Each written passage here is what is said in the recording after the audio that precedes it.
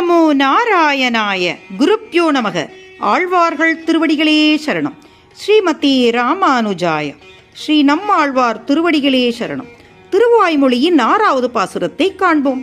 இதில் அவர் என்ன கூறுகின்றார் என்றால், இப்புவியில் எல்லா விதமான செயல்களை செய்பவனும் அவற்றையெல்லாம் செய்யாமல் இருக்கச் செய்பவனும் எம்பெருமானே என்றும், அவனுடைய இயல்பை அறிவது கடினமென்றும், ஆனால் எளிய திடமான வேதத்தில் அவனை எளிதாக கண்டு கொள்ளலாம் என்றும் கூறுகின்றார்.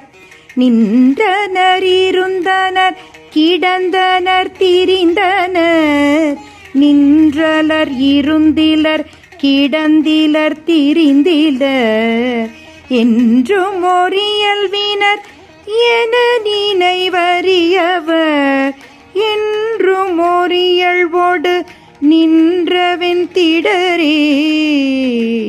இவ்வுலகத்தில் நிற்பது, அமர்வது, படுத்திருப்பது, இங்கும் அங்கும் செல்வது போன்ற அனைத்து செயல்களையும் நம்முள்ளே இருந்து செய்பவனும் இவற்றையெல்லாம் செய்யாமல் இருப்பதும் எம்பெருமானே என்றும், அவனின்றி ஒரு அணுவும் அசையாது, அவனுடைய இயல்பை பற்றி, அவன் தன்மையை பற்றி, அவன் இவ்வாறுதான் இருப்பான், இல்லை இல்லை அவன் அவ்வாறு இருப்பான் என்று எந்த காலத்திலும் எவராலும் ஆராய்ந்து ஆராய்ந்து பார்த்தாலும் அறிய முடியாத அந்த ஒரே இயல்பை என்றும் ஒரே இயல்பினனாக இருக்கின்றான் என்றும், ஆனால் அப்பொழுது அவனை கண்டு கொள்ளவே முடியாதா என்றால், கண்டிப்பாக அவனை திடமான வேதத்தில் எளிய முறையில் நாம் அடையலாம் என்று கூறுகின்றார் நம்மாழ்வார்.